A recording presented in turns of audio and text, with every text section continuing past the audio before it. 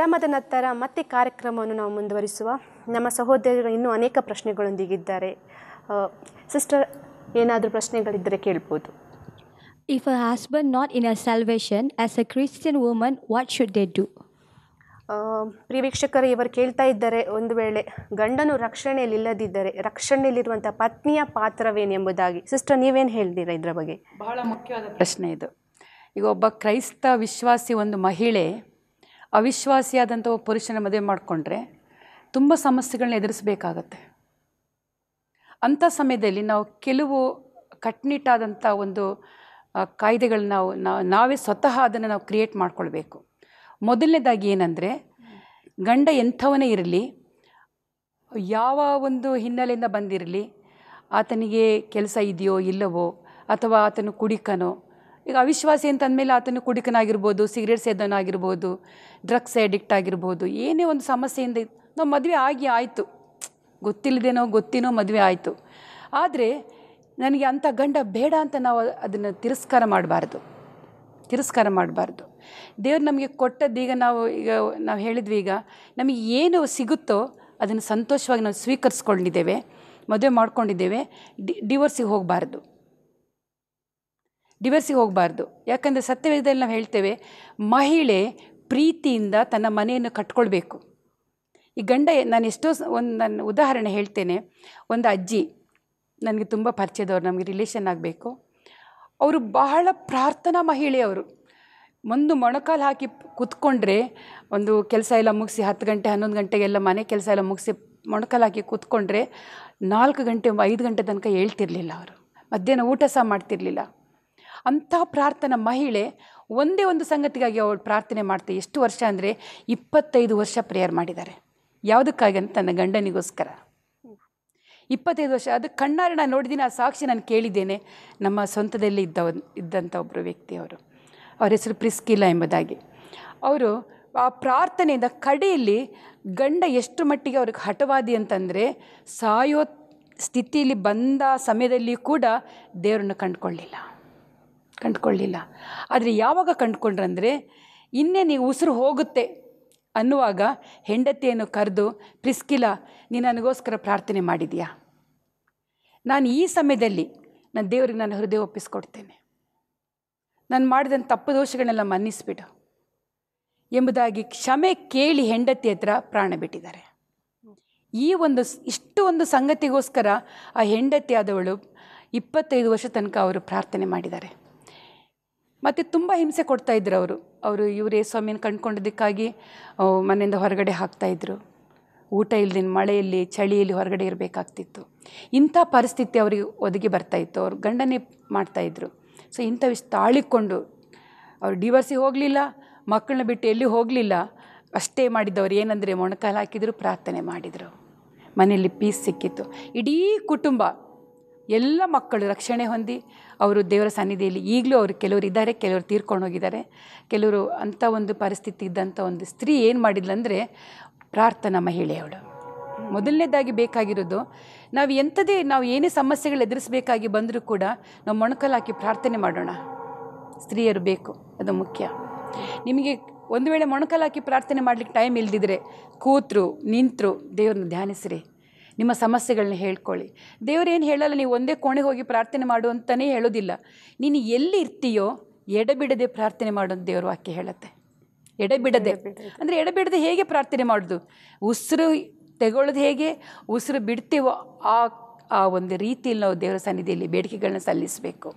ಇದು ದೇವರು ನಮ್ಮಿಂದ ಅಪೇಕ್ಷೆ ಪಡ್ತಾನೆ. ಆಗ ಕುಟುಂಬದಲ್ಲಿ ಶಾಂತಿ ಸಮಾಧಾನ ಉಂಟಾಗುತ್ತೆ. ನಾವು ಯಾವ ಕಾರಣಕ್ಕೂ ಎಂಥದೇ ಸಮಸ್ಯೆಗಳು ಬಂದರೂ ಕೂಡ ನಾವು ಡಿವೋರ್ಸಿಗಾಗಲಿ, ಸಮಸ್ಯೆಗಳನ್ನ ಪಂಚಾಯತಿಗೆ ತಗೊಂಡು ಹೋಗೋದಾಗಲಿ, ಮತ್ತು ನಾವು ಸಭೆಗಳೆಲ್ಲ ಮುಂದೆ ತಗೊಂಡು ಹೋಗೋದಾಗಲಿ ನಾವು ಎಂದಿಗೂ ಮಾಡಬಾರ್ದು. ನಮ್ಮಲ್ಲಿ ನಾವು ಅದನ್ನು ಬಗೆಹರಿಸ್ಕೊಳ್ಬೇಕು. ಈ ಬಗೆಹರಿಸಿಕೊಳ್ಳೋದು ಹೇಗಂದರೆ, ಪ್ರಾರ್ಥನೆ ಜೀವಿತ ಪ್ರತಿಯೊಂದು ಮಹಿಳೆಗೆ ಬಹಳ ಮುಖ್ಯ. ಮತ್ತು ಪ್ರೀತಿಯಿಂದ ಗಂಡನೊಂದಿಗೆ ಸಹಕರಿಸಬೇಕು.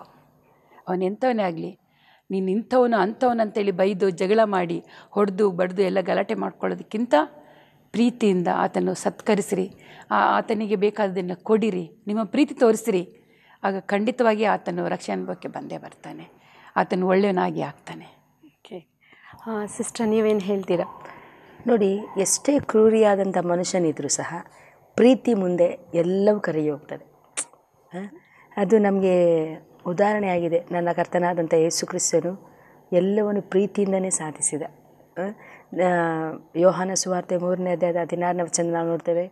ದೇವರು ಲೋಕದ ಮೇಲೆ ಎಷ್ಟೋ ಪ್ರೀತಿಯನ್ನಿಟ್ಟು ತನ್ನ ಒಬ್ಬನೇ ಮಗನನ್ನು ಕೊಟ್ಟನು, ಆತನನ್ನು ನಂಬುವ ಯಾರಾದರೂ ನಾಶವಾಗದೆ ಪ್ರತಿಯೊಬ್ಬರು ರಕ್ಷಣೆ ಹೊಂದುವುದಕ್ಕಾಗಿ ಆತನನ್ನು ಕೊಟ್ಟನು. ನೋಡಿ, ಎಲ್ಲಕ್ಕೂ ಅಸ್ಥಿವಾರ, ಅಡಿಪಾಯ ಎಲ್ಲವೂ ಪ್ರೀತಿಯೇ ಆಗಿದೆ.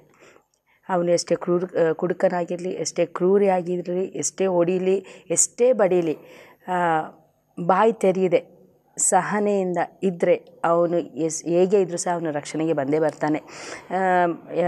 ಪಾಸ್ಟ್ ಯಾವಾಗಲೂ ಒಂದು ಉದಾಹರಣೆ ಹೇಳ್ತಾಯಿದ್ರು. ಅವರ ಫ್ರೆಂಡ್ ಅವರು ತುಂಬ ಕುಡಿತಾಯಿದ್ರು. ಅವರು ಹೆಂಡ್ತಿನ ನೋಡ್ತಾ ಇರಲಿಲ್ಲ, ಮಕ್ಕಳನ್ನು ನೋಡ್ತಾ ಇರಲಿಲ್ಲ. ಯಾವಾಗಲೂ ಸಹ ಒಂದು ಮನೆಯಲ್ಲಿ ಜಗಳ, ಗೊಂದಲನೇ ಇತ್ತು. ಆದರೆ ಈ ಸ್ತ್ರೀ ಆದವಳು ಅವ್ರು ಏನು ಮಾಡ್ತಾಯಿದ್ರು ಅಂತ ಹೇಳಿದರೆ, ಆಂಟಿ ಗಂಡ ಬಂದ ತಕ್ಷಣ ಅವರಿಗೆ ಬೇಕಾದಂಥ ಎಲ್ಲವನ್ನು ಊಟ ಉಪಚಾರ ಎಲ್ಲ ಮಾಡಿ, ಅವರು ಸ್ನಾನ ಗೀನ ಎಲ್ಲ ಮಾಡಿ ಮಲಗಿದ ಮೇಲೆ ಇವರು ಕೂತ್ಕೊಂಡು ಅಳ್ತಾ ಅವರಿಗೋಸ್ಕರವಾಗಿ ಪ್ರಾರ್ಥಿಸ್ತಾಯಿದ್ರು.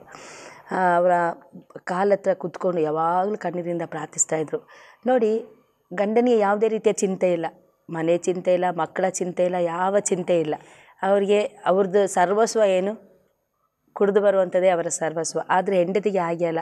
ಅವ್ರು ಏನು ಮಾಡ್ತಾಯಿದ್ರಂತೆ, ಅವರ ಕಾಲ ಹತ್ರ ಕೂತ್ಕೊಂಡು ಯಾವಾಗಲೂ ಹೇಳ್ತಾಯಿದ್ರಂತೆ, ದೇವರೇ ನನ್ನ ಪತಿಯವರು ರಕ್ಷಣೆಗೆ ಬರಲಿ ಅಂತ ಹೇಳಿ.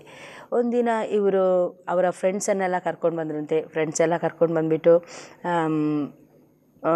ಹೊಡೆದು ನನಗೆ ಊಟಕ್ಕೆ ಕೊಡು, ನನ್ನ ಫ್ರೆಂಡ್ಸಿಗೆಲ್ಲ ಊಟಕ್ಕೆ ಕೊಡು ಅಂತ ಹೇಳಿದಾಗಲೂ ಸಹ ಅವರು ಒಂದೇ ಒಂದು ಮಾತಾಡಲಿಲ್ಲ ಅಂತೆ. ಅಷ್ಟು ರಾತ್ರಿ ಆದರೂ ಸಹ ಅವರು ಗಂಡನಿಗೆ, ಅವರ ಬಂದಂಥ ಎಲ್ಲ ಸ್ನೇಹಿತರಿಗೆ ಊಟಕ್ಕೆ ಕೊಟ್ಟು ಅವರೆಲ್ಲ ಹೋದ್ಮೇಲೆ ಪುನಃ ಆಂಟಿ ಕೂತ್ಕೊಂಡು ಪ್ರೇಯರ್ ಮಾಡ್ತಾಯಿದ್ರಂತೆ.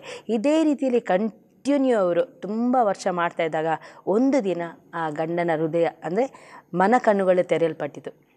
ಮನಕಣ್ಣುಗಳು ತೆರೆದಾಗ ಅವರಲ್ಲೇ ಒಂದು ಪ್ರಶ್ನೆ ಉದ್ಭವಿಸಿತು. ನಾನು ಇಷ್ಟೆಲ್ಲ ಹಿಂಸೆ ಕೊಡ್ತೀನಿ, ಇಷ್ಟೆಲ್ಲ ಹೊಡಿತೀನಿ, ಇಷ್ಟೆಲ್ಲ ಬೈತೀನಿ, ಇವಳಿಗೆ ಇಷ್ಟೆಲ್ಲ ಕಿರುಕುಳ ಕೊಡ್ತೀನಿ, ಆದರೆ ಸಹ ಇವಳಲ್ಲಿ ಯಾವುದೇ ರೀತಿಯಾದಂಥ ದ್ವೇಷ ಸಾಧನೆ ಇಲ್ಲ. ಅವಳಿಗೆ ಬೇಕಾದರೆ ದ್ವೇಷ ಸಾಧನೆ ಮಾಡ್ಬೋದಿತ್ತು ಅಲ್ಲ, ಅವಳು ಹಠ ಮಾಡ್ಬೋದಿತ್ತು, ಅವಳಿಗೆ ದ್ವೇಷ ಮಾಡ್ಬೋದಿತ್ತು. ಆದರೆ ಏನು ಮಾಡದೆ ಅವಳು ತ್ಯಾಗಪೂರ್ವಕವಾಗಿ ಅವಳ ಭಯಭಕ್ತಿಯ ಜೀವಿತವನ್ನು ಆ ಗಂಡನ ಮುಂದೆ ತೋರಿಸಿದ್ಳು. ಪೇತ್ರನಲ್ಲಿ ಸಹ ನಾವು ನೋಡ್ತೇವೆ, ನಮ್ಮ ಭಯಭಕ್ತಿಯಿಂದ ಆ ಮಾನಸಾಂತರ ಹೊಂದದೇ ಇರುವಂಥ ಗಂಡಂದಿರು ಮಾನಸಾಂತರ ಹೊಂದುತ್ತಾರೆ ಅಂತೇಳಿ. ಹಾಗೆ ನಾವು ಭಯಭಕ್ತಿಯ ಜೀವಿತವನ್ನು ನಮ್ಮ ಗಂಡಂದಿರ ಮುಂದೆ ನಾವು ಜೀವಿಸಿದರೆ ಅವರು ಖಂಡಿತವಾಗಿಯೂ ರಕ್ಷಣೆಗೆ ಬರ್ತಾರೆ. ಅದಕ್ಕೆ ಒಳ್ಳೆ ಮಾದರಿ ನಾವೇ ಆಗಿರ್ತೇವೆ. ಸ್ತ್ರೀಯರಾದವರು ನಾವು ಎಲ್ಲವನ್ನು ಸಹಿಸಿಕೊಂಡು ಅವರಿಗೆ ಪ್ರೀತಿ ತೋರಿಸ್ಕೊಂಡು ಎಲ್ಲ ವಿಷಯದಲ್ಲಿ ನಾವು ಅವರಿಗೆ ಮಾದರಿ ತೋರಿಸುವವರಾಗಿರಬೇಕು. ಆಗ ಮಾತ್ರವೇ ಅವರು ರಕ್ಷಣೆಗೆ ಬರಲಿಕ್ಕೆ ಸಾಧ್ಯ. ಸಮಾಧಾನ, ಪ್ರೀತಿ ಮುಖಾಂತರವಾಗಿ ಗಂಡನ ಸ್ವಭಾವವನ್ನು ದೇವರ ಕೃಪೆಯಿಂದ ಬದಲಾಯಿಸಲು ಖಂಡಿತವಾಗಿ ಸಾಧ್ಯವಿದೆ ಎಂಬುದಾಗಿ ನೀವು ಹೇಳ್ತೀರಿ. ನಿಮಗೆ ಸರಿಯಾದ ಒಂದು ಪ್ರಶ್ನೆಗೆ ಉತ್ತರ ಸಿಕ್ಕಿದೆ ಎಂಬುದಾಗಿ ನೆನೆಸ್ತಾನೆ. ಇನ್ನು ಯಾರಾದ್ರೂ ಒಂದು ಪ್ರಶ್ನೆಗಳನ್ನು ಕೇಳಿಗೆ ಬಯಸೋದಾದರೆ ಕೇಳ್ಬೋದು. ನನ್ನ ಪ್ರಶ್ನೆ ಏನಂದರೆ, ಮದುವೆಗೆ ಮುಂಚೆ ಮದುವೆ ಆಗದೇ ಇರುವ ಸ್ತ್ರೀಯರು ಯಾವ ರೀತಿ ತಮ್ಮನ್ನು ತಾವು ಮದುವೆಗಿಂತ ಮುಂಚೆ ಆತ್ಮಿಕವಾಗಿ ರೆಡಿ ಮಾಡ್ಕೋಬೋದು ಅಂತ. ಸಿಸ್ಟರ್ ಏನು ಹೇಳ್ತೀರಾ? ಒಳ್ಳೆ ಪ್ರಶ್ನೆಯನ್ನು ಸಹೋದರಿ ಕೇಳಿದ್ದಾರೆ. ಮದುವೆಗಿಂತ ಮುಂಚಿನ ಸಂಗತಿ ಕೇಳ್ತಾ ಇದ್ದಾರೆ ಅವರು. ಹೌದು. ಮದುವೆಗಿಂತ ಮುಂಚೆ ಒಂದು ಯೌವನಸ್ಥ ಒಂದು ಸ್ತ್ರೀ ಬಗ್ಗೆ ನಾನು ಹೇಳೋದಾದರೆ, ಆಕೆ ತನ್ನ ಪವಿತ್ರತೆಯನ್ನು ಫಸ್ಟ್ ಕಾಪಾಡಿಕೊಳ್ಬೇಕು. ಪವಿತ್ರತೆ ಏನು? ಪವಿತ್ರತೆ ಈಗಿನ ದಿವಸಗಳಲ್ಲಿ ನಾವು ನೋಡ್ತೇವೆ, ಅನೈತಿಕವಾದಂಥ ಕಾರ್ಯಗಳು, ಮಕ್ಕಳನ್ನು ಬಿಡದೆ, ಸ್ತ್ರೀಯರನ್ನು ಬಿಡದೆ, ಮುದುಕರನ್ನು ಬಿಡದೆ ಮಾಡುವಂಥ ದುಷ್ಟ ಕಾರ್ಯ ಈ ರೇಪ್ ಮಾಡುವಂಥ ಕಾರ್ಯ. ಇದರಿಂದ ನಾವು ತಪ್ಪಿಸ್ಕೊಳ್ಬೇಕಾದ್ರೆ ನಾವು ಫಸ್ಟ್ ದೇವರಲ್ಲಿ ಭಯಭಕ್ತಿಯಿಂದ ಇರಬೇಕು. ಕೆಟ್ಟದ್ದು ಯಾವುದು, ಒಳ್ಳೇದು ಯಾವುದು ಎಂಬಂಥ ಸಂಗತಿ ನಾವು ಸಂಪೂರ್ಣವಾಗಿ ಅರ್ಥ ಮಾಡ್ಕೊಂಡಿರಬೇಕು. ಇದು ತಾಯಿಯಾದಂಥ ಒಂದು ಸ್ತ್ರೀ ತನ್ನ ಮಗಳಿಗೆ ಫಸ್ಟ್ ಕಲಿಸಬೇಕಾದಂಥ ಒಂದು ಸಂಗತಿ. ಮಗಳೇ, ಇದು ತಪ್ಪು, ಇದು ಸರಿ, ನೀನು ಈ ರೀತಿಯಲ್ಲಿ ಹೋಗು, ಈ ರೀತಿಯಲ್ಲಿ ನೀನಿರು, ಅಂದರೆ ಮಾತ್ರ ನೀನು ನಿನ್ನ ಜೀವಿತದಲ್ಲಿ ನೀನು ಮುಂದೆ ಹೋಗ್ತೀಯಾ ಎಂಬಂಥ ತಿಳುವಳಿಕೆ ಒಂದು ತಾಯಿಯಾದವಳು ತನ್ನ ಮಕ್ಕಳಿಗೆ ಕೊಡಬೇಕು.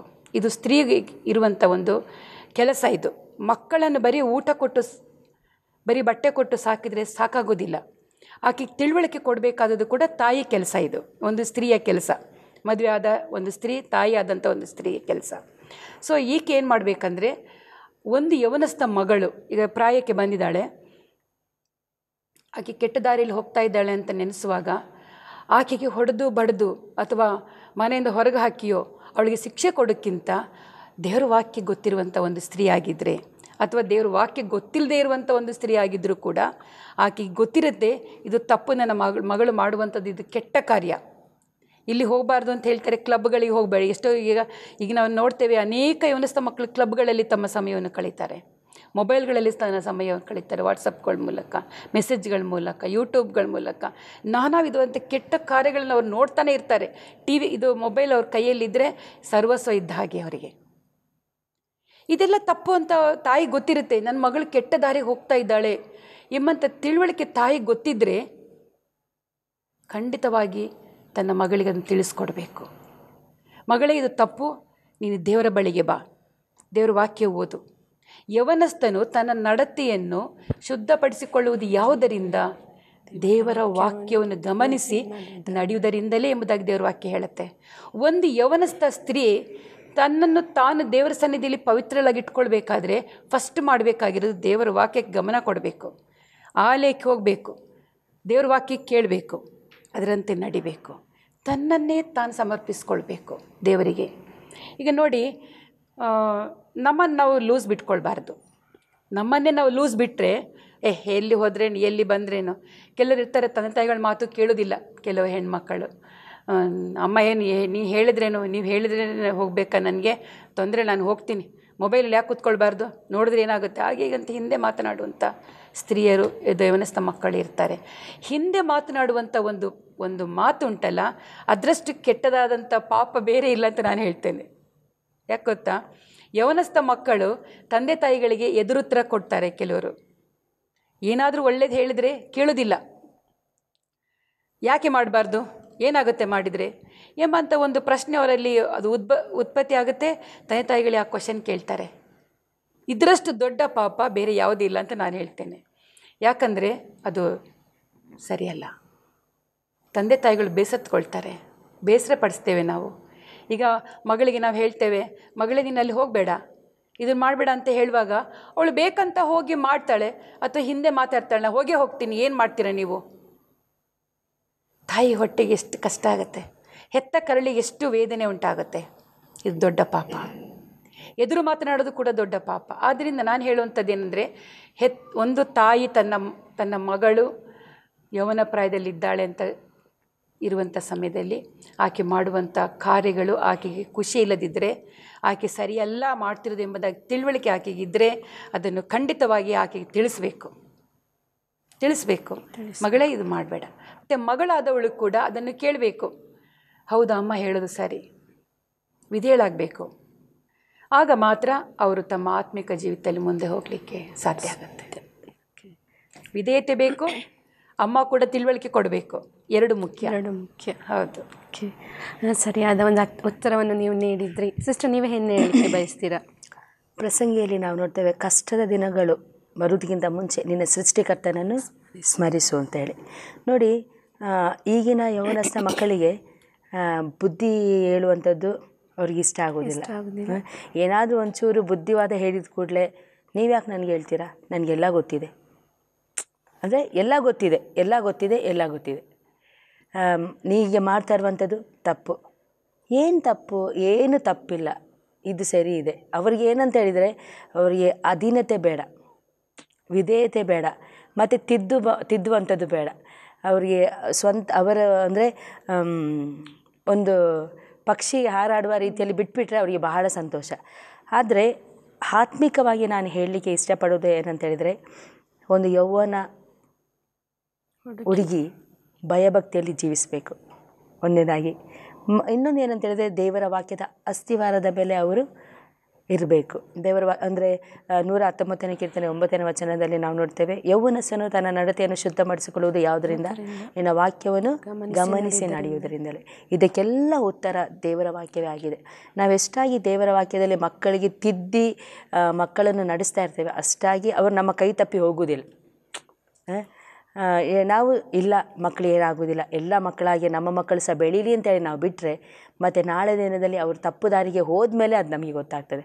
ಅದಕ್ಕೋಸ್ಕರವಾಗಿ ತಂದೆ ತಾಯಿಯ ಒಂದು ಪ್ರಾಮುಖ್ಯವಾದಂತಹ ಒಂದು ಪಾತ್ರ ಏನಂತ ಹೇಳಿದರೆ ನಮ್ಮ ಮಕ್ಕಳ ನಡತೆಯನ್ನು ಗಮನಿಸುವಂಥದ್ದು. ಎಲ್ಲಾದರೂ ಒಂದು ಏರುಪೇರು ಆಗ್ತಾ ಇದೆಯಾ ಅವರ ಸ್ವಭಾವದಲ್ಲಿ, ಅವರ ನಡತೆಯಲ್ಲಿ, ಅವರ ನುಡಿಯಲ್ಲಿ, ಅವರ ಮಾತಿನಲ್ಲಿ ಏನಾದರೂ ಒಂಚೂರು ಹೆಚ್ಚು ಕಡಿಮೆ ಆದ ಕೂಡಲೇ ನಮಗೆ ಗೊತ್ತಾಗಬೇಕು, ಓ ಇವಳಲ್ಲಿ ಏನೋ ಒಂದು ತಪ್ಪಿದೆ, ಯಾವುದರಲ್ಲೂ ಅವಳು ಸಿಕ್ಕಾಕೊಂಡಿದ್ದಾಳೆ, ಈ ಒಂದು ಬಲೆಯಿಂದ ಹೇಗಾದರೂ ಮಾಡಿ ಇವಳನ್ನು ಹೊರಗಡೆ ತರಬೇಕು ಎಂಬ ಆ ಒಂದು ವಿವೇಚನೆ ನಮಗೆ ಇರಬೇಕು. ಅದು ಬಿಟ್ಬಿಟ್ಟು ಇಲ್ಲ ನನ್ನ ಮಕ್ಕಳು ಎಲ್ಲ ರೀತಿಯಲ್ಲಿ ಅವಳು ಮುಂದೆ ಬರಲಿ, ಎಲ್ಲ ಜ್ಞಾನ ಅವಳಿಗೆ ಬರಲಿ. ಈಗ ಮಕ್ಕಳಲ್ಲಿ ಅದು ಅನೇಕರಲ್ಲಿ ಬಂದುಬಿಟ್ಟಿದೆ. ಏನಂತ ಹೇಳಿದರೆ ಮಕ್ಕಳಿಗೆ ಮೊಬೈಲ್ ಕೊಡಬೇಕು, ಏನಾಗೋದಿಲ್ಲ, ಅವ್ರಿಗೆ ಸ್ವಲ್ಪ ವಿಷಯಗಳು ಕಲ್ತ್ಕೊಳ್ತಾರೆ. ಸ್ವಲ್ಪ ವಿಷಯಗಳಲ್ಲ, ಮಿತಿಮೀರಿ ವಿಷಯ ಕಲ್ತ್ಕೊಂಡು ಅವರು ತಪ್ಪಾದಂಥ ದಾರಿಗೆ ಹೋಗ್ತಾರೆ. ಅದಕ್ಕೆ ನಾವು ಅವಕಾಶ ಮಾಡಿ ಕೊಡಬಾರ್ದು. ಅವರೇನಾದರೂ ಒಂದು ತಪ್ಪುಗಳು ಮಾಡಿದ ಕೂಡಲೇ ನಾವು ಅವರನ್ನು ಖಂಡಿಸಬೇಕು. ದೇವರ ವಾಕ್ಯದಲ್ಲಿ ನಾವು ನೋಡ್ತೇವೆ, ಬೆತ್ತ ಹಿಡಿಯದ ಪಿತ ಪುತ್ರನಿಗೆ ಶತ್ರು. ಪುತ್ರ ಅಂತ ಹೇಳಿದ ಮೇಲೆ ಪುತ್ರ ಮಾತ್ರ ಬರೋದಿಲ್ಲ, ಅಲ್ಲಿ ಪುತ್ರಿ ಸಹ ಬರ್ತಾಳೆ. ಹಾಗೆ ದೇವರ ವಾಕ್ಯದ ಆ ಒಂದು ಅಸ್ಥಿವಾರದ ಮೇಲೆ ನಾವು ಮಕ್ಕಳನ್ನು ಶಿಕ್ಷಿಸಬೇಕು, ಮಕ್ಕಳನ್ನು ಗದರಿಸಬೇಕು, ಮಕ್ಕಳಿಗೆ ಸರಿಯಾದಂಥ ಒಂದು ಜ್ಞಾನ ಕೊಡಬೇಕು, ಜ್ಞಾನ ಬೋಧೆ ಮಾಡಬೇಕು. ಆಗ ಮಾತ್ರ ಅವರು ಉಪದೇಶವನ್ನು ಬಿಡದೆ ಅವರು ಸರಿಯಾದ ರೀತಿಯಲ್ಲಿ ನಡ್ಕೊಂಡು ಹೋಗ್ತಾರೆ. ಭಯಭಕ್ತಿಯ ಜೀವಿತ, ಭಕ್ತಿಯ ಜೀವಿತ ಇದೆಲ್ಲವನ್ನು ನಾವು ಅವರಿಗೆ ತೋರಿಸ್ಕೊಡ್ಬೇಕು. ಆಗ ಮಾತ್ರ ನಮ್ಮ ಮಕ್ಕಳು ಬೇರೆ ಎಲ್ಲಿ ಸಹ ಹೋಗದೆ ದೇವರ ಒಂದು ಕಾವಲಿನಲ್ಲಿ, ದೇವರ ಒಂದು ಮಾರ್ಗದಲ್ಲಿ ನಡೆದುಕೊಂಡು ಹೋಗ್ತಾರೆ. ಹೌದು, ಈಗಿನ ಸಮಯದಲ್ಲಿ ನಾವು ನೋಡೋದಾದರೆ ಮೊದಲಿನ ಹಾಗೆ ಅಲ್ಲ, ಎಲ್ಲ ಫ್ರೀಡಮ್ ಮಕ್ಕಳಿಗೆ, ಏನು ಬೇಕಾದರೂ ಮಾಡಿ ಹೋಗಿ ಎಂಜಾಯ್ ಮಾಡಿ. ನಾವಂತೂ ಮೊದಲು ನಮಗೆ ಬಿಡಲಿಲ್ಲ, ಏನು ಬೇಕಾದರೂ ಮಾಡಿ ಎಂಬುದಾಗಿ. ಸ್ತ್ರೀಯರೇ, ನೀವು ಕಾರ್ಯಕ್ರಮ ನೋಡ್ತಾ ಇದ್ದೀರಿ, ನಿಮ್ಮ ಮಕ್ಕಳಿಗೆ ನಿಮ್ಮ ಮಾತು ಕೇಳ್ತಾ ಇಲ್ಲ, ವಿರೋಧವಾಗಿ ಮಾತಾಡ್ತಾರೆ, ಹೆಚ್ಚಾಗಿ ಮೊಬೈಲಲ್ಲಿ ಮುಳುಗಿರ್ತಾರೆ. ಅದು ಸಹಜ. ಈಗಿನ ಒಂದು ಟೆಕ್ನಾಲಜಿ ಎಷ್ಟು ಮುಂದುವರಿದೆ ಅಂದರೆ ಎಲ್ಲ ಬೇಕಾದ ಸಂಗತಿಗಳು ಕುತ್ಕೊಂಡಲ್ಲೇ ಮೊಬೈಲಲ್ಲಿ ನೋಡ್ತಾರೆ. ನೀವು ಇಷ್ಟೇ ಮಾಡಿ, ನೀವು ಅವರಿಗೆ ಬೈಯೋದ್ರಿಂದಾಗಲಿ ಅಥವಾ ಏನಾದರೂ ಪನಿಷ್ಮೆಂಟ್ ಕೊಡೋದ್ರಿಂದಾಗಲಿ ಸಂಗತಿಗಳು ಬದಲಾಗೋದಿಲ್ಲ. ಅದಕ್ಕಿಂತ ಮಿಗಿಲಾಗಿ ದೇವರ ವಾಕ್ಯ ಎಲ್ಲ ಸಮಸ್ಯೆಗಳಿಗೆ, ಎಲ್ಲ ಪ್ರಶ್ನೆಗಳಿಗೆ ಉತ್ತರವಾಗಿದೆ.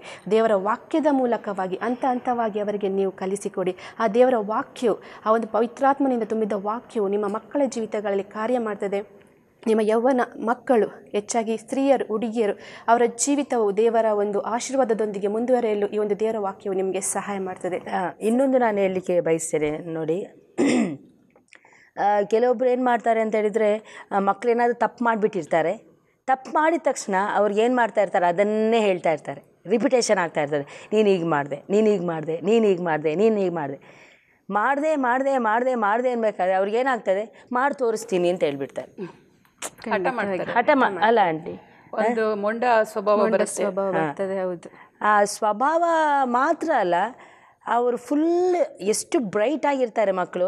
ಈಗ ನಾವು ಅವರ ಮೇಲೆ ದೂಷಣೆ ಆಗ್ತಾಯಿದ್ರೆ, ಅವರು ಆರೋಪ ಆಗ್ತಾ ಇದ್ದಾಗ ಅವ್ರಿಗೇನಾಗ್ತದೆ ಗೊತ್ತಾ, ನಾನು ಏನೂ ಮಾಡಲ್ಲ, ನಾನು ಕ್ಲಿಯರ್ ಆಗಿರ್ತೇನೆ, ಅದೇ ಇವರು ನನಗೆ ಮಾಡಿದೆ ಅಂತ ಹೇಳ್ತಾರೆ, ಮಾಡಿ ತೋರಿಸ್ತೀನಿ ಅಂತೇಳಿ ಅವರಲ್ಲಿ ಸ್ವಭಾವಗಳು ಬರ್ತದೆ. ಅದಕ್ಕೆ ನಾನು ಹೇಳೋದೇನಂತ ಹೇಳಿದರೆ, ಪ್ರೀತಿಯಿಂದ ಏನೋ ತಪ್ಪು ಮಾಡಿದೆ, ಓಕೆ ಆಯಿತು, ಇನ್ಮೇಲೆ ಆ ತಪ್ಪು ಮಾಡಬೇಡ, ನೀವು ಒಳ್ಳೆ ಹುಡುಗಿ ಅಲ್ವಾ, ನೀ ಒಳ್ಳೆ ಮಗಳಲ್ವಾ, ದೇವ್ರು ನಿನ್ನನ್ನು ಮೆಚ್ಚಿದ್ದಾನೆ, ದೇವ್ರಿಗೆ ಇಷ್ಟವಾದಂಥ ಮಗು ಅಂಥೇಳಿ ನಾವು ಸಹನೆಯಿಂದ, ಬಹಳ ತಾಳ್ಮೆಯಿಂದ ಮಕ್ಕಳನ್ನು ನಾವು ಹ್ಯಾಂಡ್ಲ್ ಮಾಡೋದಾದರೆ ಅವರು ನಮ್ಮ ಮಾತಿಗೆ ಕೇಳ್ತಾರೆ. ನಾವು ಹೇಳ್ತೇವೆ ಇಲ್ಲ ನಮ್ಮ ಮಕ್ಕಳು ನಮ್ಮ ಮಾತನ್ನು ಕೇಳುವುದಿಲ್ಲ ಅಂತೇಳಿ, ಇಲ್ಲ ನಮ್ಮ ಮಕ್ಕಳು ನಮ್ಮ ಮಾತನ್ನು ಕೇಳ್ತಾರೆ. ಯಾವ ರೀತಿಯಲ್ಲಿ ಹೇಳಬೇಕು ಆ ರೀತಿಯಲ್ಲಿ ಹೇಳಿದರೆ ಮಾತ್ರ ಅವ್ರು ಕೇಳ್ತಾರೆ. ಈಗ ನಾವು ಅವ್ರ ಮೇಲೆ ನಿನಗೆ ಹೇಳಿಲ್ಲ, ನಾನು ನಿನಗೆ 4 ಬಿಡ್ತೇನೆ ಅಂತ ಹೇಳಿದ್ರೆ ಅವ್ರು ಏನು ಹೇಳ್ತಾರೆ, ಬಿಡಿ ನೋಡುವ ಅಂತೇಳಿ ತೋರಿಸ್ತಾರೆ. ಅಂದರೆ ಅಲ್ಲಿಯವರೆಗೆ ಬಂದಿದೆ ಈಗಿನ ಕಾಲ. ಅದಕ್ಕೋಸ್ಕರವಾಗಿ ಮಕ್ಕಳನ್ನು ತಿದ್ದಬೇಕಾದ್ರೂ ಸಹ ಮಕ್ಕಳಿಗೆ ಪ್ರೀತಿಯಿಂದ ತಿದ್ದಿ ಅವ್ರು ಮಾಡ್ತಾ ಇರುವಂಥ ತಪ್ಪು ಏನಂತ ಹೇಳಿ ಗುರುತಿಸ್ಬಿಟ್ಟು ಅವರ ತಪ್ಪಿಂದ ಯಾವ ರೀತಿಯಲ್ಲಿ ಹೊರಗಡೆ ಬರಬೇಕು ಅಂತೇಳಿ ಅವರಿಗೆ ತೋರಿಸ್ಕೊಟ್ರೆ ಅವ್ರು ಖಂಡಿತವಾಗಿ ಮಕ್ಕಳು ಹೊರಗಡೆ ಬರ್ತಾರೆ. ಹಾಗೆ ಮಾಡಿದರೆ ಮಾತ್ರ ಮಕ್ಕಳನ್ನು ಒಳ್ಳೆ ರೀತಿಯಲ್ಲಿ ಬೆಳೆಸಲಿಕ್ಕೆ ಸಾಧ್ಯ ಆಗ್ತದೆ. ಇಲ್ಲದಿದ್ದರೆ ಅವರನ್ನು ಕೂಡಾಕಿಯೋ, ಇಲ್ಲ ಅವರಿಗೆ ದಬ್ಬಾಳಿಕೆ ಮಾಡಿಯೋ, ಇಲ್ಲ ಅವರನ್ನು ಗದರಿಸಿಯೋ ನಾವು ಇಟ್ಟರೆ ಅವ್ರು ಎಂದಿಗೂ ಸಹ ಅವರು ಕುಂದಿ ಹೋಗ್ತಾರೆ. ಅವರಲ್ಲಿದ್ದಂಥ ಎಲ್ಲ ಒಳ್ಳೆತನ, ಅವರಲ್ಲಿದ್ದಂತಹ ಕೆಲವೊಂದು ಅಮೂಲ್ಯವಾದಂಥ ಒಂದು ಕಲೆಗಳಿರ್ತದೆ, ಆ ಎಲ್ಲವೂ ಮುದುರಿ ಹೋಗ್ತದೆ. ಅದಕ್ಕೋಸ್ಕರವಾಗಿ ದಯವಿಟ್ಟು ತಂದೆ ತಾಯಿಗಳ ಒಂದು ಜವಾಬ್ದಾರಿ ಏನಂತ ಹೇಳಿದರೆ, ಮಕ್ಕಳನ್ನು ತಿದ್ದಬೇಕಾದ್ರೆ ಸಹ ಬಹಳ ತಾಳ್ಮೆಯಿಂದ ನಾವು ತಿದ್ದಬೇಕು. ಈಗ ಪೆಟ್ಟು ಕೊಡುವಂಥ ಒಂದು ರೂಲ್ಸ್ ಇಲ್ಲ. ಈವನ್ ಪೇರೆಂಟ್ಸ್ ಕೂಡ ತನ್ನ ಹೆತ್ತ ಮಕ್ಕಳಿಗೆ ಒಂದು ಪೆಟ್ಟು ಕೊಡಲಿಕ್ಕಿಲ್ಲ, ಕಂಪ್ಲೇಂಟ್ ಹೋಗಿಬಿಡುತ್ತೆ. ನಂಬರ್ ಇದೆ, ಮಕ್ಕಳಿಗೆ ಒಂದು ನಂಬರ್ ಇದೆ, 1908 ಅಂತ. ಆ ನಂಬರಿಗೆ ಫೋನ್ ಮಾಡಿಬಿಟ್ರೆ ಅಲ್ಲಿಂದ ಬಂದುಬಿಡ್ತಾರೆ. ಸೊ ಇಂಥ ಎಲ್ಲ ಪರಿಸ್ಥಿತಿ ಇರುವಾಗ ಲೋಕದಲ್ಲಿ ಪೆಟ್ಟು ಕೊಡುವಂಥ ಪದ್ಧತಿ ರೂಲ್ಸ್ ಇಲ್ಲವೇ ಇಲ್ಲ ಈಗ ನಮಗೆ ಸರ್ಕಾರದಿಂದ. ವೆಸ್ಟರ್ನ್ ಕಂಟ್ರೀಸಲ್ಲೇ ಆಗಲಿ, ಇಲ್ಲೇ ಆಗಲಿ, ಎಲ್ಲೇ ಆಗಲಿ, ಏನಿದ್ರು ಮಕ್ಕಳಿಗೆ ಅಷ್ಟು ಅಧಿಕಾರ ಕೊಟ್ಬಿಟ್ಟಿದೆ ಸರ್ಕಾರ. ನಿಮ್ಮ ತಂದೆ ತಾಯಿ ಹೊಡಿತಾರಾ, ಇಂಥ ನಂಬರ್ಗೆ ಫೋನ್ ಮಾಡಿ. ನಿಮ್ಮ ಶಾಲೆಯಲ್ಲಿ ಟೀಚರ್ ಹೊಡಿತಾರಾ, ಇಂಥ ನಂಬರ್ಗೆ ಫೋನ್ ಮಾಡಿ. ಇಂಥ ಎಲ್ಲ ರೂಲ್ಸ್ ಇರುವಾಗ ಆದರೆ ದೇವ್ರ ವಾಕ್ಯಕ್ಕೆ ತದ್ವಿರುದ್ಧವಾಗಿದೆ ಅದು. ಹೌದು. ದೇವ್ರ ವಾಕ್ಯಕ್ಕೆ ಈಗ ಸಿಸ್ಟರ್ ಹೇಳಿದರು, ಬೆತ್ತ ಹಿಡಿದ ಪಿತ ಪುತ್ರನಿಗೆ ಶತ್ರು ಎಂಬುದಾಗಿ. ಈಗ ತಂದೆ ತಾಯಿಗಳು ಶತ್ರು ಆಗಬೇಕಾ, ಪ್ರೀತಿ ತೋರಿಸುವ ಒಬ್ಬ ಸ್ನೇಹಿತನಂತೆ ತಂದೆ ತಾಯಿಗಳಾಗಬೇಕಾ? ಈಗ ನೋಡಿ, ನಾವು ದೇವ್ರ ವಾಕ್ಯ ಹೇಳುತ್ತೆ ಏನಂದರೆ, ಕಷ್ಟಗಳನ್ನು ಸಹಿಸಿಕೊಳ್ಳೋನು ಧನ್ಯನಂತ ದೇವ್ರ ವಾಕ್ಯ ಹೇಳುತ್ತೆ. ಕಷ್ಟಗಳನ್ನು ಸಹಿಸಿಕೊಳ್ಳೋನು ಧನ್ಯನಂತ ಹೇಳುತ್ತೆ. ಈಗ ಈ ಕಷ್ಟಗಳು ಏನು ಕಷ್ಟಗಳು? ನಾವು ಪೆಟ್ಟು ಕೊಡೋ ಮಗುಗೆ ಒಂದು ಪೆಟ್ಟು ಕೊಟ್ಟಾಗ ಅದು ಕಷ್ಟ ಆಗ್ಬೋದು, ಆದರೆ ಅದರಲ್ಲಿರುವಂಥ ಅರ್ಥ ಯಾಕೆ ನನಗೆ ಮಮ್ಮಿ ಹೊಡೆದ್ರು, ಯಾಕೆ ನನಗೆ ಅಮ್ಮ ಹೊಡೆದ್ರು ಎಂಬ ತಿಳುವಳಿಕೆ ಬಂದರೆ ಅದು ಮುಂದೆ ಒಳ್ಳೆಯ ಕಾರ್ಯ ಮಾಡುತ್ತೆ. ಈಗ ನೋಡಿ, ನಾವೆಲ್ಲ ಓದುವಾಗ ಶಾಲೆಯಲ್ಲಿ ಒಂದು ಅಕ್ಷರದಲ್ಲಿ ಒಂದು ಒತ್ತಕ್ಷರ ಕಡಿಮೆ ಇಲ್ಲ ತಪ್ಪಿದೆ ಅಂತಂದರೆ ಇಲ್ಲಿ ಇಷ್ಟು ದಪ್ಪ ಮರದ ಒಂದಿಷ್ಟಿಷ್ಟು ಇಟ್ಕೊಳ್ತೀವಿ ಸಿಸ್ಟರ್ಸ್ನವರು. ನಾನು ಕಾನ್ವೆಂಟಲ್ಲಿ ಓದಿದ್ದು, ಇಷ್ಟಿಷ್ಟು ದಪ್ಪ ಒಂದು ಇಟ್ಕೊಳ್ತಿದ್ರು, ಇಲ್ಲಿ ಹೊಡಿತಿದ್ರು. ಈಗ ಆ ಹೊಡೆತದಿಂದ ನಾವು ಇಷ್ಟು ಮುಂದೆ ಬಂದಿದ್ದೇವೆ. ಅದು ನನ್ನ ಅನುಭವ. ಎಷ್ಟೋ ಕಡೆಗಳಲ್ಲಿ, ಎಷ್ಟೋ ಶಾಲೆಗಳಲ್ಲಿ ಅವಿದೆಯ ಮಕ್ಕಳಿದ್ದರೆ ಅವ್ರನ್ನ ಏನು ಮಾಡ್ತಾರೆ ಟೀಚರ್ಸ್ನವರು? ಆಗ ಪೆಟ್ಟು ಕೊಡ್ತಿದ್ರು, ಹೊರಗಡೆ ಹಾಕ್ತಿದ್ರು, ಹೋಮ್ವರ್ಕ್ ಮಾಡಿದರೆ ಶಿಕ್ಷೆ ಕೊಡ್ತಿದ್ರು, ಪೇರೆಂಟ್ಸಿಗೆ ಕಂಪ್ಲೇಂಟ್ ಹೋಗ್ತಿತ್ತು. ಈಗ ಅದೆಲ್ಲ ಏನಿಲ್ಲ.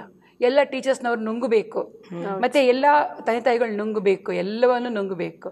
ಮತ್ತು ಹೇಗೆ ಮಕ್ಕಳ ದಾರಿಗೆ ಹೇಗೆ ಒಳ್ಳೆ ರೀತಿಯಲ್ಲಿ ನಾವು ಬೆಳೆಸಲಿಕ್ಕೆ ಸಾಧ್ಯ? ಇದು ಸರ್ಕಾರದ ಕಾನೂನಿಗೂ ನಮ್ಮ ಸತ್ಯವಿಧದ ಕಾನೂನಿಗೂ ಬಹಳ ವ್ಯತ್ಯಾಸ ಇದೆ, ಬಹಳ ವ್ಯತ್ಯಾಸ ಇದೆ. ಆದರೆ ಸಿಸ್ಟರ್ ಹೇಳಿದಾಗೆ ಪ್ರೀತಿಯಿಂದ ನಾವು ಅದನ್ನು ತಿದ್ದಬೇಕು. ನಾವು ಹೇಳಿದ್ದನ್ನೇ ಹೇಳ್ತಾ ಹೋಗಬಾರ್ದು, ಅದು ಬಹಳ ಮುಖ್ಯವಾದದ್ದು. ಈಗ ಒಂದು ಮಗು ತಪ್ಪು ಮಾಡಿದ್ಲು, ಒಂದು ಗ್ಲಾಸ್ ಒಡೆದು ಹಾಕಿದ್ಲು ಅಂತ ತಿಳ್ಕೊಳ್ಳಿ. ನಾವು ಮನೆಯಲ್ಲಿ ಒಂದು ಒಳ್ಳೆ ಗ್ಲಾಸು, ಬಹಳ ಅಮೂಲ್ಯವಾದದ್ದು, ಯಾರೋ ಗಿಫ್ಟ್ ಕೊಟ್ಟದ್ದು, ಫಾರಿನಿಂದನೂ ಎಂದೇನೋ ಬಂದಿದೆ, ಅದು ಒಡೆದಾಯ್ತು, ಮಗು ಬೀಳಿಸಿದ್ಲು. ಆಗ ನಾವೇನು ಮಾಡ್ತೇವೆ? ಇವಳಿಂದ ಹಿಂಗಾಯ್ತು, ಇಂಥ ಒಳ್ಳೆ ಗ್ಲಾಸ್ ಹೋಯ್ತು, ಹೀಗೆ ಪ್ರತಿ ನೋಡಿ, ಪಪ್ಪ ಬಂದ್ಲು ಹೇಳಿದರು, ಮತ್ತು ಅಣ್ಣ ಬಂದ ಹೇಳಿದ, ಅಕ್ಕ ಬಂದು, ಹೀಗೆ ಹೇಳ್ತಾ ಹೋಗುವಾಗ ಏನಾಗುತ್ತೆ, ಆಕೆಗೆ ಮೆಂಟಲಿ ಆ ಮಗು ಏನಾಗ್ತಾಳೆ, ಅಯ್ಯೋ ನನ್ನಿಂದ ಹೀಗಾಯ್ತಲ್ಲ, ನಾನು ದುಡಿವಾಗ ನಾನು ಕೊಡ್ತೀನಿ ಮಮ್ಮಿಗೆ ಅಂತ ತೀರ್ಮಾನ ಮಾಡ್ಕೊಂಡ್ಬಿಡ್ತಾಳೆ. ಅವಳು ದುಡಿಯೋದು ಯಾವಾಗ, ನಮಗೆ ಕೊಡೋದು ಯಾವಾಗ? ಆದರೆ ಅಂಥ ಮೆಂಟಾಲಿಟಿ ಆಕೆಗೆ ಬರುತ್ತೆ, ಒಂದು ರೀತಿ ಹಠದ ಸ್ವಭಾವ ಆಕೆಗೆ ಬರುತ್ತೆ. ಆದ್ದರಿಂದ ನಾವು ಎರಡೂ ಕಡೆ ನಾವು ಜಾಣರಾಗಬೇಕು. ಸ್ತ್ರೀಯರು ಮಕ್ಕಳನ್ನು ಸಾಕುವಾಗ ಅವರನ್ನು. ಮತ್ತು ಇನ್ನೊಂದು ನಾನು ವಿಷಯ ಹೇಳಬೇಕಂದ್ರೆ, ಮೊನ್ನೆ ನನಗೊಂದು ಫೋನ್ ಬಂತು, ನನ್ನ ಮಗು ಋತುಮತಿ ಆಗಿದ್ದಾಳೆ, 10 ಇಯರ್ಸಿಗೋ 11 ಇಯರ್ಸಿಗೋ ಏನೋ ನನ್ನ ಮಗು ಋತುಮತಿ ಆಗಿಬಿಟ್ಟಿದ್ದಾಳೆ, ಅಂದರೆ ಏಜಿಗೆ ಬಂದಿದ್ದಾಳೆ. ಸಿಸ್ಟರ್, ನಾವು ಹೇಗೆ ಅವಳಿಗೆ ನಾವು ಏನಂತ ಬುದ್ಧಿ ಹೇಳಬೇಕು, ನನಗೇನು ಹೇಳಬೇಕು ಅಂತ ನಂಗೆ ಗೊತ್ತಾಗ್ತಾ ಇಲ್ಲ ಅಂತ ತಾಯಿ ಒಂದು ಫೋನ್ ಮಾಡಿದರು. ಸೊ ನಾನು ಆಗ ಹೇಳಿದೆ, ನೀವು ಫೋನ್ ಕೊಡಿ ಅವಳ ಹತ್ರ, ನಾನು ಮಾತಾಡ್ತೀನಿ. ಸರಿ, ಅವಳು ಚಿಕ್ಕ ಮಗಳು, ನನ್ನ ಮೊಮ್ಮಗಳ ಸಮಾನ ಅವಳು. ಸೊ ನಾನು ಹೇಳಿದೆ, ವಿಷಯ ಹೇಳಿದೆ, ನೋಡಮ್ಮ, ಇದು ಎಲ್ಲರಿಗೂ ಬರುವಂಥದ್ದೇ, ಇದು ಎಲ್ಲ ಹೆಣ್ಣು ಮಕ್ಕಳು ಇದನ್ನು ಎದುರಿಸಲೇಬೇಕು, ಇದು ದೊಡ್ಡ ಸಂಗತಿ ಏನಲ್ಲ, ನಿನಗೆ ಸಹ ಬಂದಿದೆ, ಇದು ಒಂದು ಒಳ್ಳೆ ಗಿಫ್ಟ್ ನೀನು ತಿಳ್ಕೊ. ಆದರೆ ಇದನ್ನು ನೀನು ಕಾಪಾಡ್ಕೊಳ್ಬೇಕು, ನೀನು ಗಂಡಸರ ಹತ್ರ ಎಲ್ಲ ಹೋಗಬಾರ್ದು, ಒಂದು ಮುಟ್ಲೂಬಾರ್ದು ನೀನು, ಗಂಡಸರಾಗಲಿ ಹುಡುಗರಾಗಲಿ ಯಾರ ಜೊತೆಯಲ್ಲಿ ನೀನು ಹೋಗ್ಬಾರ್ದು ಎಂಬಂತ ಒಂದು ತಿಳುವಳಿಕೆ ಆಕೆಗೆ ನಾನು ಕೊಟ್ಟೆ. ಅದಕ್ಕಿಂತ ಮುಂಚೆ ಹೇಗಿದ್ಲಂದರೆ, ಅವಳು ಯಾರ ಜೊತೆಲ್ಲಾದರೂ ಮೂವಿಂಗ್ ಆಗಿಬಿಡ್ತಿದ್ಲು ಅವಳು ಮೊದಲು. ಅಂದರೆ ಅವಳು ಸುತ್ತಮುತ್ತೆಲ್ಲ ಬರೀ ಬಾಯ್ಸೇ ಇರ್ತಿದ್ರಲ್ಲ, ಫ್ರೆಂಡ್ಸ್ಗಳಿರ್ತಿದ್ರು. ಯಾವಾಗ ಅವಳ ತಾಯಿ ಕಡೆಗೆ ನನಗೆ ಫೋನ್ ಮಾಡಿ ಹೇಳಿದರು, ಸಿಸ್ಟರ್ ನೀವು ಈ ರೀತಿ ಹೇಳಿದ ಮೇಲಿಂದ ನನ್ನ ಮಗಳು ಸ್ವಲ್ಪ ಅವಳು ಹತೋಟಲ್ಲಿದ್ದಾಳೆ, ಇಲ್ಲದಿದ್ರೆ ಎಲ್ಲ ಬಾಯ್ಸೊಟ್ಟಿಗೆ ಅವಳು ತಿರುಗ್ತಿದ್ಲು, ಇನ್ನು ಫ್ರೆಂಡ್ಸ್ ಎಲ್ಲ ತುಂಬ ಜನ ಇದ್ದಾರೆ ಸುತ್ತಮುತ್ತಲು, ಎಲ್ಲ ಹುಡುಗರೇ ಇದ್ದಾರೆ. ಸೊ ನೀವು ಹೇಳಿದ ಮೇಲಿಂದ ನನ್ನ ಮಗಳು ಸ್ವಲ್ಪ ರಿಸರ್ವ್ ಆಗಿದ್ದಾಳೆ, ಎಲ್ಲ ವಿಷಯದಲ್ಲೂ ಸ್ವಲ್ಪ ಬುದ್ಧಿಯಿಂದ ಜೀವಿಸ್ತಾ ಇದ್ದಾಳೆ ಅಂತ. ಯಾಕಂದರೆ ಇಂಥ ಒಂದು ತಿಳುವಳಿಕೆ ಆ ಮಕ್ಕಳಿಗೆ ಆ ಏಜಲ್ಲಿ ಕೊಡಬೇಕು ನಾವು. ತಾಯಿ ಕೆಲಸ ಅದು. ತಾಯಿಗೆ ತುಂಬ ಕೆಲಸ ಇದೆ, ಮಹಿಳೆಗೆ ಬಹಳ ಕೆಲಸ ಉಂಟು. ಮಕ್ಕಳನ್ನು ಉನ್ನತ ಸ್ಥಾನಕ್ಕೆ ತರಬೇಕಾದವಳು ಅವಳೇ, ಮಕ್ಕಳನ್ನು ಕೆಟ್ಟ ದಾರಿಯಿಂದ ತಪ್ಪಿಸಬೇಕಾದವಳು ಅವಳೇ, ಮಕ್ಕಳಿಗೆ ಆರೋಗ್ಯ ಕೊಡಬೇಕಾದವಳು ಅವಳೇ, ಡೆಲಿಷಿಯಸ್ ಫುಡ್ ಕೊಡಬೇಕು, ಟೈಮ್ ಟು ಟೈಮ್ ಹಾಲು, ಅದು ಇದು ಊಟ ಎಲ್ಲ ಕೊಡಬೇಕು. ಆಕೆಗೆ ಎಷ್ಟು ಕೆಲಸ ಇರುತ್ತೆ. ಆದರೆ ಆಕೆಗೆ ಬೇಕಾಗಿರೋದು ಮೊದಲು ತಾಳ್ಮೆ ಮುಖ್ಯ, ಆಕೆಗೆ ಪ್ರೀತಿ ಮುಖ್ಯ. ಇದೆರಡು ಆಕೆ ಸಂಪಾದನೆ ಮಾಡಿಕೊಂಡ್ರೆ ಎಂಥ ಪರಿಸ್ಥಿತಿಯಲ್ಲಿಯೂ ಆಕೆ ಜಯ ಕಾಣ್ಬೋದು ಮಕ್ಕಳನ್ನು. ಮತ್ತು ಆಕೆ ಒಂದು ಮನೆ ಕಟ್ಟಬೇಕು. ಆ ಮನೆ ಅಂದರೆ ಯಾವುದು? ಕುಟುಂಬ. ಕುಟುಂಬವೆಂಬಂಥ ಮನೆಯನ್ನು ಆಕೆ ಕಟ್ಟಬೇಕು. ಯಾವುದರಿಂದ? ಪ್ರೀತಿಯಿಂದ, ನಂಬಿಕೆಯಿಂದ, ವಿಶ್ವಾಸದಿಂದ ಆಕೆ ಅದನ್ನು ಕಟ್ಟಬೇಕು. ಇದು ಆಕೆಗೆ ದೊಡ್ಡ ಜವಾಬ್ದಾರಿ ಈ ಲೋಕದಲ್ಲಿ ಉಂಟು. ಅದು ಎಲ್ಲರಲ್ಲೂ ಇರುವುದಿಲ್ಲ. ಅದು ಯಾರು ಕ್ರೈಸ್ತರನ್ನು ಹೃದಯಪೂರ್ವಕವಾಗಿ ಪ್ರೀತಿಸ್ತಾರೋ, ಕ್ರಿಸ್ತನನ್ನು ಯಾರು ಕ್ರೈಸ್ತರಾಗಿದ್ದಾರೋ, ಯಾರು ದೇವಾಲಯಕ್ಕೆ ತಪ್ಪದೆ ಹೋಗ್ತಾರೋ, ಯಾರು ದೇವರ ವಾಕ್ಯಕ್ಕೆ ಗಮನ ಕೊಡ್ತಾರೋ, ಅದನ್ನು ತಮ್ಮ ಜೀವಿತದಲ್ಲಿ ಅಳವಡಿಸ್ಕೊಂಡಿರ್ತಾರೋ ಅಂಥವರಿಗೆ ಮಾತ್ರ ಇದು ಸಾಧ್ಯ. ಅದಕ್ಕಾಗಿ ನಾನು ಹೇಳುವಂಥದ್ದು ಏನಂದರೆ, ಈ ಸತ್ಯವೇದ ಎಂಬುದು ಇದು ಜೀವ, ಇದು ಜೀವ. ಆದಿಯಲ್ಲಿ ದೇವರು ಹವ್ವಳನ್ನು ಉಂಟು ಮಾಡಿದ ದೇವರು ಆಕೆಗೆ ಹವ್ವಳು ಅಂತ ಹೆಸರಿಟ್ಟ. ಯಾಕೆ? ಜೀವ. ಆಕೆ ಹವ್ವಳು ಎಂಬ ಹೆಸರೇ ಜೀವ. ಈ ಜೀವವೇ ಇದರಲ್ಲಿ ಅಡಕವಾಗಿದೆ. ಪ್ರತಿಯೊಬ್ಬ ಮಾನವನು ಆತನು ಉತ್ತಮ ರೀತಿಯಲ್ಲಿ ನಡಿಬೇಕಾದ್ರೆ ಈ ದೇವರ ವಾಕ್ಯಕ್ಕೆ ಗಮನ ಕೊಡಬೇಕು. ಬನ್ನಿ ನಾವು ಸಹೋದರರ ಹತ್ರ ಕೇಳುವ ಇನ್ನೇನಾದರೂ ಪ್ರಶ್ನೆಗಳು ಅವರಲ್ಲಿ ಇವೆಯೇ ಎಂಬುದಾಗಿ. ಒಂದು ಕುಟುಂಬದಲ್ಲಿ ಮಹಿಳೆ ಹೇಗೆ ಸಂತೋಷವಾಗಿರ್ತಾಳೆ ಅಂತ ಹೇಳಿ ತಿಳಿಸಿ. ಸಿಸ್ಟರ್ ಹೇಳ್ಬೋದಾ ನೀವು? ಒಂದು ಮಹಿಳೆ ಒಂದು ಕುಟುಂಬದಲ್ಲಿ ಹೇಗೆ ಸಂತೋಷವಾಗಿರ್ಬೋದು? ಹೇಗೆ ಸಂತೋಷವಾಗಿರ್ಬೋದು ಅಂದರೆ, ಸಂತೋಷ ಅವಳೇ ಕ್ರಿಯೇಟ್ ಮಾಡ್ಕೊಳ್ಬೇಕು ಇಂಥ ಪರಿಸ್ಥಿತಿಗಳಲ್ಲಿ. ಮೊದಲನೇದಾಗಿ ಅವಳು ಸಂತೋಷನ ಅವಳೇ ಕ್ರಿಯೇಟ್ ಮಾಡ್ಕೊಳ್ಬೇಕು. ಏನೇ ಸಮಸ್ಯೆ ಬಂದರೆ ಆಕೆ ತನ್ನ ಸಂತೋಷ ತಾನೇ. ಮತ್ತು ಇನ್ನೊಂದು ವಿಷಯ ಏನಂದರೆ, ಗಂಡ ಆದವರು, ಮನೆಯಲ್ಲಿ ಗಂಡ ಅಂತ ಇದ್ದವರು ಹೆಂಡತಿನ ಸಂತೋಷ ಪಡಿಸ್ಬೇಕು. ಅದು ಆತನ ಕೆಲಸ. ಮಕ್ಕಳು ಕೂಡ ತಾಯಿಯನ್ನು ಸಂತೋಷ ಪಡಿಸ್ಬೇಕು. ಈಗ ಉದಾಹರಣೆ, ಯಾವುದ್ರ ಮೂಲಕ ಸಂತೋಷ ಪಡಿಸ್ಬೇಕು ಅಂತ ಕ್ವಶನ್ ಬರ್ಬೋದು. ಹೇಗೆ ಸಂತೋಷ ಪಡಿಸ್ಬೇಕು ಅಂತ ನೋಡಿ. ನಾನು ಮೊನ್ನೆ ಕೂಡ ನಮ್ಮ ಹಸ್ಬೆಂಡ್ಗೆ ಹೇಳ್ತಾ ಇದ್ದೆ, ಒಂದು ದಿನ ಶಾಪಿಂಗ್ ಕರ್ಕೊಂಡು ಹೋಗಲ್ಲ ನೀವು, ಒಂದು ದಿನ ಅಲ್ಲಿ ಇಲ್ಲಿ ಕರ್ಕೊಂಡು ಹೋಗೋದಿಲ್ಲ, ಏನು ನೀವು ಈ ಥರ ಅಂತ ಕೇಳಿದೆ. ಸೊ ಅವರು ಆವಾಗ ಏನು ಮಾಡಿದರು, ಸರಿ ನಡಿ ಹೋಗು, ನಿಂಗೆ ಸೀರೆ ಕೊಡಿಸ್ತೀನಿ ಅಂತ ಹೇಳಿದರು. ಕರ್ಕೊಂಡು ಹೋದರು, ಸೀರೆ ಕೊಡಿಸಿದ್ರು. ಇಟ್ ಈಸ್ ಅ ಸಂತೋಷ. ಇದೇ ಸಂತೋಷ. ನಾವು ಏನು ರಿಕ್ವೆಸ್ಟ್ ಮಾಡ್ತೀವೋ ಅದು ಗಂಡ ನಮಗೆ ಒದಗಿಸಬೇಕು. ನಮ್ಮ ರಿಕ್ವೆಸ್ಟ್ ತುಂಬ ಇರುತ್ತೆ ಗಂಡನಿಂದ ಬೇಕಾಗಿರುವಂಥದ್ದು. ಅದನ್ನು ನಾವು ಕೇಳ್ತೀವಿ, ಅದೆಲ್ಲ ಈಗ ಬಹಿರಂಗವಾಗಿ ಹೇಳಲಿಕ್ಕಾಗೋದಿಲ್ಲ. ಅದನ್ನು ಕೇಳುವಾಗ ಗಂಡ ನಮಗೆ ಅದನ್ನು ಒದಗಿಸಬೇಕು. ಆಗ ನಮಗೆ ಗಂಡ ಕೊಡೋಕ್ಕಿಂತ ಮುಖ್ಯವಾದಂಥ ಸಂಗತಿ ಬೇರೆ ಯಾರಿಂದಲೂ ಸಾಧ್ಯ ಇಲ್ಲ. ಯಾರು ಕೊಟ್ಟರು? ಮಕ್ಕಳು ಕೊಟ್ಟರು ಸಾಧ್ಯ ಇಲ್ಲ, ನಮ್ಮ ಅಳಿಯಂದಿರು ಕೊಟ್ಟರು ಸಾಧ್ಯ ಇಲ್ಲ, ಗಂಡು ಮಕ್ಕಳು ಕೊಟ್ಟರು ಸಾಕಾಗಲ್ಲ. ಸರಿ, ಗಂಡನೇ ತನ್ನ ಹೆಂಡತಿಯನ್ನು ಸಂತೋಷಪಡಿಸ್ಬೇಕು. ನಾನಾ ವಿಧವಾದರೆ ಆಕೆ ರಿಕ್ವೆಸ್ಟ್ ಏನು, ಆಕೆ ಬೇಡಿಕೆಗಳೇನು, ಅದನ್ನು ನೆರವೇರಿಸಬೇಕು. ಆಗ ಆಕೆ ಸಂತೋಷ ಪಡ್ತಾಳೆ. ಅವಳಿಗೆ ತೋರಿಸುವಂಥ ಗೌರವ ಕೊಡಬೇಕು. ಆಮೇಲೆ ಆಕೆನ ಅಪ್ರಿಷಿಯೇಟ್ ಮಾಡಬೇಕು. ಈಗ ಆಕೆ ಒಂದು ಸ್ಥಾನದಲ್ಲಿದ್ದಾಳೆ, ಆಕೆ ಒಂದು ಏನೇ ಒಂದು ಒಳ್ಳೆಯ ಕೆಲಸ ಮಾಡಿದಳು, ಅದನ್ನು ನೀನು ಹೀಗೆ ಇತ್ತು, ನಿನ್ನ ಅಡುಗೆ ಹೇಗಿತ್ತು, ಇಷ್ಟು ಚೆನ್ನಾಗಿದೆ, ಹೊಗಳುವಂಥದ್ದು ಉಂಟಲ್ಲ, ಉನ್ನತ ಸ್ಥಾನಕ್ಕೆ ಏರುತ್ತೆ ಹೆಣ್ಮಕ್ಕಳಿಗೆ. ಇದು ಬಹಳ ಮುಖ್ಯ. ಹೊಗಳುವಂಥದ್ದು ಹೆಣ್ಮಕ್ಕಳನ್ನು ಉನ್ನತ ಸ್ಥಾನಕ್ಕೆ ತರುತ್ತೆ. ಇದಕ್ಕೆ ಎಲ್ಲ ಗಂಡಸರಲ್ಲಿ ಇರೋದಿಲ್ಲ. ಗುಪ್ತವಾಗಿರ್ತಾರೆ, ಹೊರಗಡೆ ಹೋಗಿ ಬೇಕಾದಷ್ಟು ಕಡೆ ಹೇಳ್ತಾರೆ, ಆದರೆ ಮನೇಲಿ ನಮ್ಮ ಎದುರಿಗೆ ಹೇಳೋದಿಲ್ಲ. ಹೆಣ್ಮಕ್ಳ ಎದುರಿಗೆ ಹೇಳೋದಿಲ್ಲ. ನಾವು ಇನ್ನೂ ಎಲ್ಲಿ ಅದೇ ಸಿಸ್ಟರ್ ಫಸ್ಟ್ ಹೇಳ್ತಿದ್ದೆ, ತಲೆ ಮೇಲೆ ಕೂತ್ಕೊಳ್ತಾರೆ ಅಂತ. ಎಲ್ಲಿ ತಲೆ ಮೇಲೆ ಕೂತ್ಕೊಳ್ತಾರೋ ಅಂತ ಹೇಳಿಬಿಟ್ಟು ಅವರು ಹೇಳಕ್ಕೆ ಹೋಗೋದಿಲ್ಲ. ಇದಲ್ಲ, ಹೆಣ್ಣು ಮಕ್ಕಳಲ್ಲಿರುವಂಥ ಗುಣ ಲಕ್ಷಣಗಳು ಗಂಡಸಲ್ಲಿ ಬಿಲ್ಕುಲ್ ಇಲ್ಲ ಅಂತ ನಾನು ಹೇಳಲಿಕ್ಕೆ ಇಷ್ಟಪಡ್ತೇನೆ. ಯಾಕಂದರೆ ಆಕೆಯಲ್ಲಿರುವಂಥ ಸರ್ವ ಗುಣಗಳಿದೆ. ಆಕೆಯಲ್ಲಿ ಪ್ರೀತಿ ಇದೆ, ತಾಳ್ಮೆ ಇದೆ, ಸಂತೋಷ ಇದೆ. ಆಕೆಯಲ್ಲಿ ಆಕೆ ಸಂತೋಷ ಪಡಿಸುವಂಥವಳಾಗಿರ್ತಾಳೆ, ಆಕೆ ಸಂತೋಷ ಹೊಂದಿಕೊಳ್ಳುವಂತಾಗಿರ್ತಾಳೆ. ಮಾತ್ರವಲ್ಲ, ಆಕೆ ಇಡೀ ಜವಾಬ್ದಾರಿ ಹೊತ್ತಂಥ ಒಂದು ಕೇಪಬಲ್ ಒಂದು ಹೆಂಗಸಾಗಿರ್ತಾಳೆ. ಅವಳನ್ನು ನಾವು ಎಂದಿಗೂ ಕಂಡಮ್ ಮಾಡಬಾರ್ದು. ಆಕೆ ಉನ್ನತ ಸ್ಥಾನಕ್ಕೆ ತರಬೇಕಾದ್ರೆ ಗಂಡನ ಮುಖ್ಯ ಪಾತ್ರ ವಹಿಸಿರಬೇಕು. ಖಂಡಿತವಾಗಿ. ವೀಕ್ಷಕರೇ, ಪುರುಷರು ಈ ಕಾರ್ಯಕ್ರಮವನ್ನು ವೀಕ್ಷಿಸ್ತಾ ಇದ್ದೀರಿ, ನೀವು ಯೋಚಿಸಬೇಡಿ, ನಾನು ಅವಳನ್ನು ಹೊಗಳಿದ್ರೆ, ಅವಳ ಬಗ್ಗೆ ನಾನು ಒಳ್ಳೆಯದು ಮಾತಾಡಿದರೆ ತಲೆ ಮೇಲೆ ಕುತ್ಕೊಳ್ತಾಳೆ ಎಂಬುದಾಗಿ. ಖಂಡಿತವಾಗಿ ಇಲ್ಲ. ಅವಳು ನಿಮ್ಮ ಹೃದಯದಲ್ಲೇ ಕುತ್ಕೊಂಡಿರ್ತಾಳೆ. ಅವಳಿಗೆ ಕೊಡುವಂಥ ಗೌರವವನ್ನು ಕೊಡಿ, ಪ್ರೀತಿಯನ್ನು ಕೊಡಿ. ತುಂಬ ದೊಡ್ಡ ಬೆಲೆ ಬಾಳುವ ಗಿಫ್ಟ್ ಕೊಡಬೇಕಂತ ಹೇಳಿಲ್ಲ.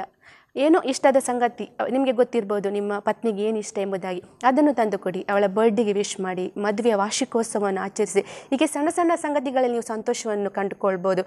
ನೀವು ಸರಿಸಮಾನರಾಗಿದ್ದರಿಂದ ಪರಸ್ಪರ ನಿಮ್ಮ ಹೊಂದಾಣಿಕೆಗಳನ್ನು ನೀವು ಕುಳಿತುಕೊಂಡು ಮಾತನಾಡಿ, ನಿಮ್ಮ ಒಂದು ಸಂಗತಿಗಳನ್ನು ನೀವು ಶೇರ್ ಮಾಡಿ, ಅಪರೂಪಕ್ಕೆ ನೀವು ಹೊರಗಡೆ ಹೋಗಿ ಇಂಥದ್ರಲ್ಲಿ ನೀವು ನಿಮ್ಮ ಪತ್ನಿಗೆ ಸಂತೋಷವನ್ನು ನೀವು ಕೊಡ್ಬೋದು.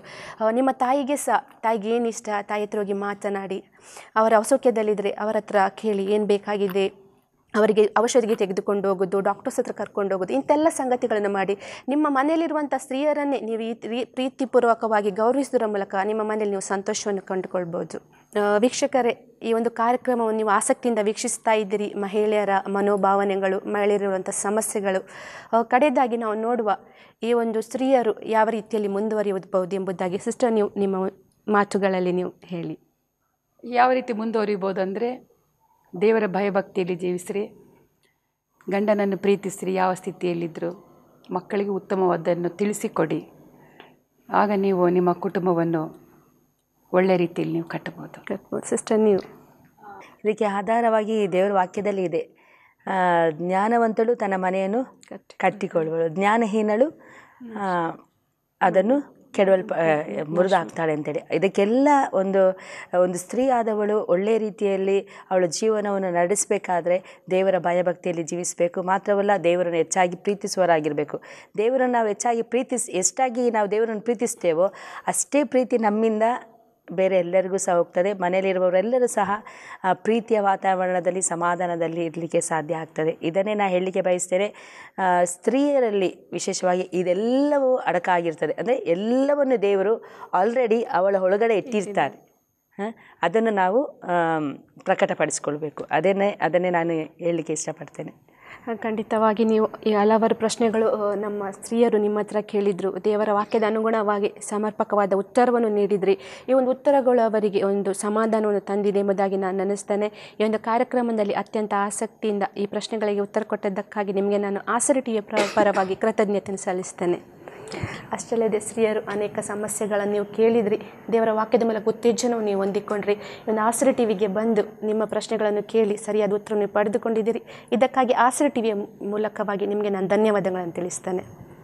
ವೀಕ್ಷಕರೇ, ನೀವು ನೋಡ್ತಾ ಇದ್ದೀರಿ ಕಾರ್ಯಕ್ರಮವನ್ನು. ಖಂಡಿತವಾಗಿ ಒಂದು ಕಾರ್ಯಕ್ರಮ ನಿಮ್ಮ ಜೀವಿತದಲ್ಲಿ ಆಶೀರ್ವಾದವನ್ನು ತಂದಿದೆ ಎಂಬುದಾಗಿ ನೆನೆಸುತ್ತಾನೆ.